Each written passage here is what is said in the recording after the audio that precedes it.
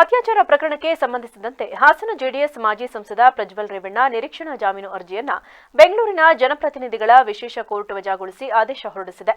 ಅತ್ಯಾಚಾರ ಕೇಸ್ನಲ್ಲಿ ನಿರೀಕ್ಷಣಾ ಜಾಮೀನು ಕೋರಿ ಪ್ರಜ್ವಲ್ ರೇವಣ್ಣ ಸಲ್ಲಿಸಿದ ಅರ್ಜಿಯನ್ನ ವಿಚಾರಣೆ ಮಾಡಿ ಜಡ್ಜ್ ಸಂತೋಷ್ ಗಜಾನನ ಭಟ್ ವಜಾಗೊಳಿಸಿದ್ದಾರೆ.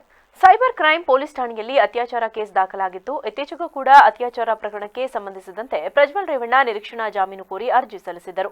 ಆಗಲೂ ವಿಚಾರಣೆ ಮಾಡಿದ್ದ ಜಡ್ಜ್ ಸಂತೋಷ್ ಗಜಾನನ ಭಟ್ ಅರ್ಜಿಯನ್ನ ವಜಾಗೊಳಿಸಿದ್ದರು. ಪ್ರಜ್ವಲ್ ವಿರುದ್ಧ ಲೈಂಗಿಕ ದೌರ್ಜನ್ಯ ಕೇಸ್ನ ಚಾರ್ಜ್ ಶೀಟ್ ಸಲ್ಲಿಕೆಯಾಗಿದೆ. ಆರೋಪ ಕೇಳಿ ಬರ್ತಿದ್ದಂತೆ ವಿದೇಶಕ್ಕೆ ತೆರಳಿ ತಲೆಮರೆಸಿಕೊಂಡಿದ್ದ ಪ್ರಜ್ವಲ್ ನಂತರ ಎಸ್ಐಟಿ ಮುಂದೆ ವಿಚಾರಣೆ ಎದುರಿಸಿದ್ದರು. ಬಳಿಕ ಪ್ರಜ್ವಲ್ನ ಕರ್ಮಕಾಂಡಗಳು ಚಾರ್ಜ್ ಶೀಟ್ ಮೂಲಕ ಬಯಲಾಗಿವೆ. ತನಿಖೆ ಕೈಗೆತ್ತಿಕೊಂಡು ಎಸ್ಐಟಿ ಅಧಿಕಾರಿಗಳು 153 ಸಾಕ್ಷ್ಯಗಳನ್ನು ಸಂಗ್ರಹಿಸುವ ಮೂಲಕ ಸುಮಾರು 2000 ಪುಟಗಳ ಚಾರ್ಜ್ ಶೀಟ್ ಅನ್ನು ಅಧಿಕಾರಿಗಳು ಸಲ್ಲಿಸಿದ್ದಾರೆ. ಬಸವನಗುಡಿ ಮನೆಯಲ್ಲಿ ಪ್ರಜ್ವಲ್ ಅತ್ಯಾಚಾರ ಎಸಗಿದ್ದ. ಮನೆ ಕ್ಲೀನ್ ಮಾಡಲು ಬಂದಿದ್ದಾಕೆ ಮೇಲೆ ಎರಗಿದ್ದ. ಕ್ಲೀನ್ ಮಾಡಲೆಂದು ಮನೆಗೆ ಬಂದಿದ್ದ ಮಹಿಳೆ ಮೇಲೆ ಭವಾನಿ ರೇವಣ್ಣ ಮನೆಯಲ್ಲಿ ಇಲ್ಲದಾಗ ಅತ್ಯಾಚಾರ ಎಸಗಿದ್ದಾನೆ. ಅತ್ಯಾಚಾರ ಬಳಿಕ ವಿಡಿಯೋ ರೆಕಾರ್ಡ್ ಮಾಡಿಕೊಂಡಿದ್ದಾರೆ. ಯಾರಿಗೂ ಹೇಳದಂತೆ ಸಂತ್ರಸ್ತೆಗೆ ಬೆದರಿಕೆ ಹಾಕಿದ್ದರಂತೆ. ಯಾರಿಗಾದ್ರೂ ಹೇಳಿದ್ರೆ ನಿನ್ನ ಪತಿಯನ್ನ ಜೈಲಿಗೆ ಕಳುಹಿಸುವುದಾಗಿ ಬೆದರಿಸಿದರಂತೆ. ಇಷ್ಟೇ ಅಲ್ಲದೆ ಪ್ರಜ್ವಲ್ ಸಂತ್ರಸ್ತೆ ಮಗಳಿಗೂ ವಿಡಿಯೋ ಕರೆ ಮಾಡಿ ಲೈಂಗಿಕ ಕಿರುಕುಳ ಕೊಟ್ಟಿದ್ದ ಅನ್ನೋದು ಚಾರ್ಜ್ ಶೀಟ್ನಲ್ಲಿ ಉಲ್ಲೇಖಿಸಲಾಗಿದೆ.